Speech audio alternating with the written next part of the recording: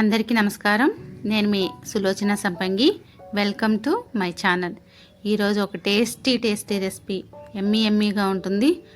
చాలా super tasty recipe ready చేసుకుందామండి. వెన్న వంకాయ అంటే మసాలాతో గుత్తి వెన్న వంకాయ అనేది మనం రెడీ చేసుకుందాం. దీనికి కావాల్సిన ఇంగ్రీడియంట్స్ ఎలా రెడీ చేసుకోవాలో చూసేద్దామండి. నోట్లో పెట్టుకుంటే చాలు వెన్న పూసలా కరిగిపోతుంది. మనం దీనిలో వెన్న పూసతో తయారు చేస్తున్నాం ఈ వంకాయని. చాలా రుచిగా ఉంటుంది. చాలా ఈజీ ప్రాసెస్ కూడా ఇది చేసుకోవటం అనేది.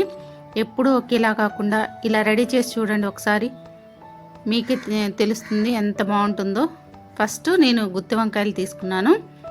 ఇలా 1 కేజీ తీసుకున్నానండి. ఇలా కేజీ తీసుకొని ఇలా లేత వంకాయలు చక్కగా ఫ్రెష్గా ఉన్నాయి. ఇలా మధ్యలోకి 4 ముక్కలుగా కట్ చేసుకొని సాల్టు అలాగే పసుపు వేసిన వాటర్లో వేసి ఉంచుకున్నాను వీటిని. లేదంటే మామూలుగా ఉంచేసామనుకోండి కండ్రు వచ్చేస్తాయి, బ్లాక్ అయిపోతాయి. ఇలా కాకుండా పసుపు సాల్ట్ వేసిన వాటర్లో వేసి ఉంచుకోవాలి. ఇలా మొత్తం అంతా కూడా పుచ్చులు అవి లేకుండా చూసుకొని చక్కగా కట్ చేసి పెట్టుకోవాలి. ఇప్పుడు ఒక 4 ఉల్లిపాయలని ఇలా పెద్ద ముక్కలుగా కట్ చేసి పెట్టుకున్నాను. అలాగే ఒక 5-6 పచ్చిమిర్చి కూడా ఉన్నాయి దీనిలో. ఇవి మనం మిక్సీ జార్లోకి వేసేసుకుందామండి. దీనికి మిక్సీ పట్టుకోవాలి మనం.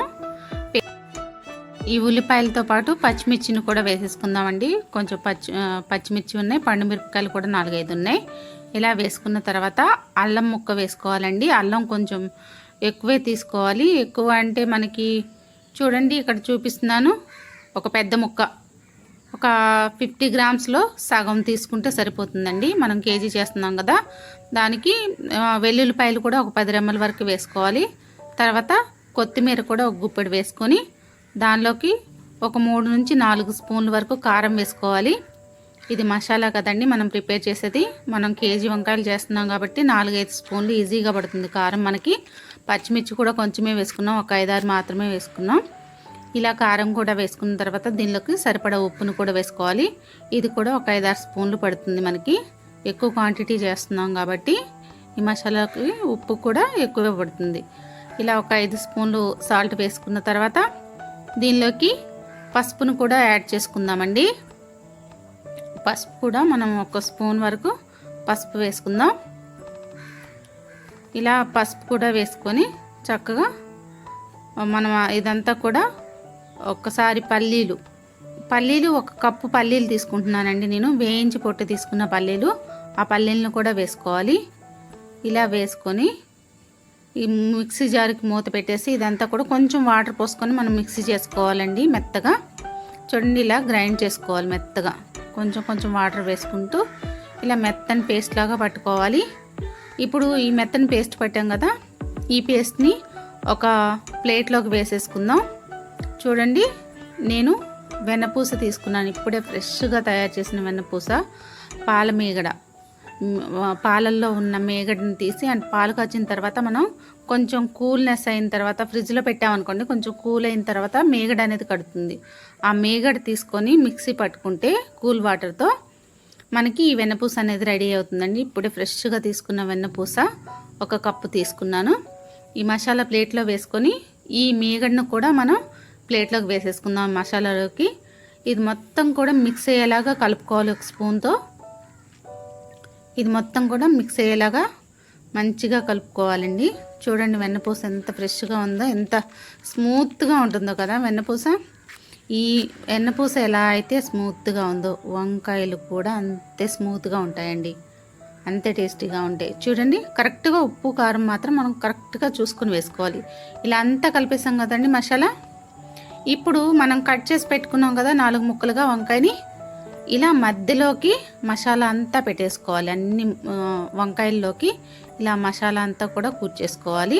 ఈ వెన్న మసాలా అనేది చూడండి ప్రతి ఒక్క వంకాయకి కూడా ఇలా మొత్తం అంతా కూడా ఫిల్ చేసుకోవాలి. ఇలా ఫిల్ చేసుకొని అన్నిటినీ మనం చక్కగా కర్రీకి ప్రిపేర్ చేసేసుకుందామండి. చూడండి మసాలా పూసుకొని ఎంత బాగున్నాయో వంకాయలన్నీ కూడా చాలా బాగున్నాయి కదా.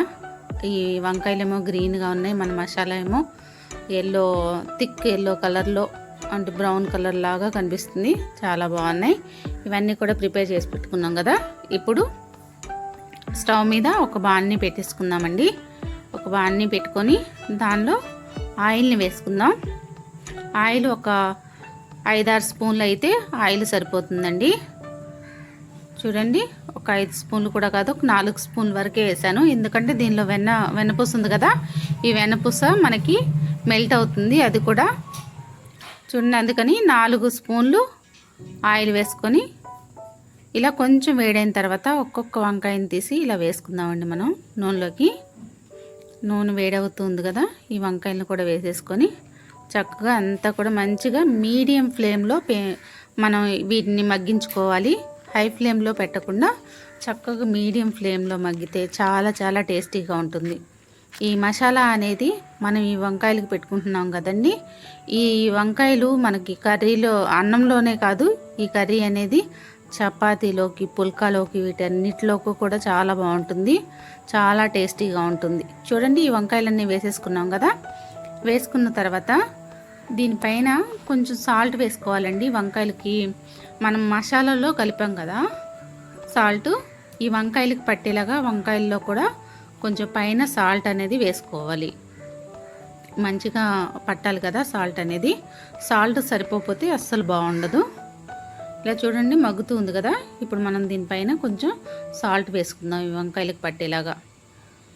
ఇలా వేసుకొని మూత పెట్టేసి మనం కొంచెం సేపు ఒక 2 మినిట్స్ అనేది మగ్గిద్దామండి. 2 మినిట్స్ మగ్గిన తర్వాత చూడండి కొంచెం సాఫ్ట్ అవుతున్నాయి. ఇలా సాఫ్ట్ అయ్యేటప్పుడు మనం మిగతా మసాలా ఉంది కదా, వంకాయల్లో పెట్టుకోగా మసాలా మిగిలింది కదా, అది కూడా వేసేసుకుందాం. వేసుకునే ముందు ఒకసారి ఈ వంకాయలంతా కూడా కలిపేసుకుందాం. అస్సలు అడుగు పట్టదు, ఎందుకంటే మనం వెన్నపూస వేసాం కదండి దీనిలో. అది కరుగుతూ పైకి వస్తూ ఉంటుంది, ఆయిల్లా తేలుతూ ఉంటుంది, వెన్నలో మగ్గుతూ ఉంటాయి ఈ వంకాయలు అనేది. అసలు అడుగంటది. మనకి మీడియం ఫ్లేమ్లోనే చేసుకోవాలి ఇది. ఇప్పుడు ఈ మసాలా అంతా కూడా వేసేసుకుందాం వంకాయల్లోకి. చూడండి, ఇలా ఈ మసాలా చాలా చాలా టేస్టీగా ఉంటుంది. దీనిలో అన్ని రకాల ఇంగ్రీడియంట్స్ వేసాం కదా మసాలాకు సంబంధించి. స్పైసీగా ఉండదు అలా అని చెప్పేసి, ఘాటుగా ఉండేవి ఏమీ వేయలేదు మనం, కానీ గ్రేవీ అనేది చాలా బాగుంటుందన్నమాట. అందుకోసమే చపాతీలో, పుల్కాలోకి, పూరీలో కూడా తినొచ్చు. చూడండి, ఇలా అంతా కూడా మసాలా వేసి కలుపుకొని మనం చక్కగా మగ్గించుకోవాలి. ఒకసారి తిప్పేసుకుందాం. కలుపుకున్న తర్వాత ఒక చిన్న టీ గ్లాసుడు వాటర్ వేసుకున్నానండి నేను దీనిలోకి. వంకాయ ఉడకాలి కదా, చిన్న టీ గ్లాస్ మాత్రమే పోసుకోవాలి, ఎక్కువ పోసుకోవద్దు వాటరు. ఇలా పోసుకున్న తర్వాత వాటరు ఇలా మనం మూత పెట్టేసి ఒక 5 మినిట్స్ కుక్ చేద్దాం. చూడండి, చాలా సాఫ్ట్గా ఉన్నాయి వంకాయలు. ఆల్మోస్ట్ మనకి కర్రీ రెడీ అయిపోయినట్టే. చూసారా, చక్కగా కలుపుతుంటేనే మనకు అర్థమైపోతుంది. వంకాయలు స్మూత్గా తగులుతున్నాయి గరిటికి, చాలా బాగా మగ్గిపోయాయండి. చూడండి ఎంత సాఫ్ట్ అయ్యాయో మీకు చూపిస్తున్నాను. చక్కగా మన కర్రీ రెడీ అయిపోయిందండి. వెన్న మసాలా వంకాయ అనేది మనకు రెడీ అయిపోయింది. ఖచ్చితంగా ఎప్పుడు చేసేలా కాకుండా వంకాయని ఇలా ఒకసారి రెడీ చేసి చూడండి. మీకు ఖచ్చితంగా నచ్చుతుంది. మీ ఇంట్లో వాళ్ళందరితో కూడా మంచి కామెంట్స్ తీసుకుంటారు మీరు. చక్కగా ఇదంతా కూడా దగ్గరకు వచ్చి మనకి ఈ ఆయిల్ అంతా పైకి తేలేంత వరకు కూడా ఇలా స్టవ్ మీద ఉంచేసుకోవాలన్నమాట సిమ్లో. ఇలా చక్కగా రెడీ అయిపోయిందండి మన కర్రీ. మరి మీకు నచ్చింది కదూ ఈ కర్రీ? ఈసారి ఖచ్చితంగా రెడీ చేస్తారుగా.